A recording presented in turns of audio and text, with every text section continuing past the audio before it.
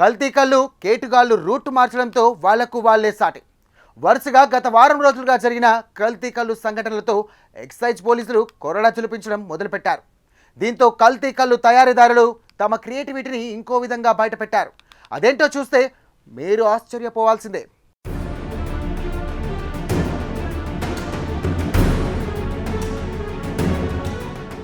ముందుగా ఈ విజువల్స్ చూసేయండి.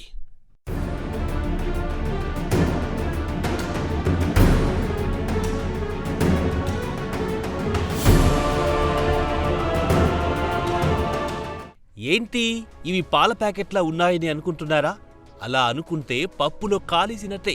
ఇవి మీరనుకున్నట్టు పాల ప్యాకెట్లు కావు, కల్లు ప్యాకెట్లు. కల్తీ కల్లు తయారీదారుల మాయ ఇది. గత వారం రోజులుగా తెలంగాణ రాష్ట్ర వ్యాప్తంగా కల్తీ కల్లుపై రచ్చరచ్చ నడుస్తోంది. ఎందుకంటే కూకట్పల్లి కల్తీ కల్లు ఘటనలో 9 మందికి పైగా అమాయకులు ప్రాణాలు కోల్పోతే ఇప్పటికీ చాలా మంది ఆసుపత్రిలో చికిత్స పొందుతున్నారు. అయితే ఈ ఘటన మర్చిపోకముందే జీడిమెట్ల కల్తీ కల్లు ఘటనలో 2 భార్యాభర్తలు తీవ్ర అస్వస్థతకు గురయ్యారు. ఇక ఈ ఘటనతో కల్లు కాంపౌండ్లపై ఎక్సైజ్ శాఖ కొరడా ఝులిపించడం మొదలెట్టింది. నగరంతో పాటు నగర శివారు ప్రాంతాల్లో ఉన్న కల్లు కాంపౌండ్లలో నిత్యం నమూనాలు సేకరిస్తోంది. కల్తీ కల్లు తయారీదారులపై కేసులు నమోదు చేస్తోంది.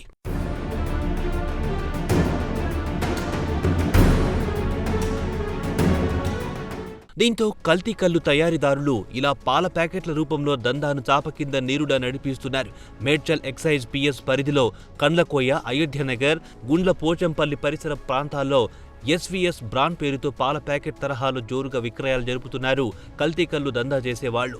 పాల ప్యాకెట్లు మాదిరిగా ప్యాక్ చేసి ఎలాంటి పర్మిషన్ లేకుండా కల్తీ కల్లు ప్యాకెట్లను విక్రయిస్తూ పేద ప్రజల ప్రాణాలతో చెలగాటమాడుతున్నారు. అయితే ఎప్పటి నుంచో జరుగుతున్న ఈ కల్తీ కల్లు విక్రయం వ్యవహారం కాస్త 2 రోజుల క్రితం కల్తీ కల్లు స్థావరంపై పోలీసులు చేపట్టిన దాడుల్లో భాగంగా బయటపడింది. ఇక ఆ ప్యాకెట్లను స్వాధీనం చేసుకున్న ఎక్సైజ్ పోలీసులు ఒకరిని అదుపులో తీసుకున్నారు. ఈ దందా వెనుక ఎవరున్నారనే దానిపై ఆరా తీస్తున్నారు.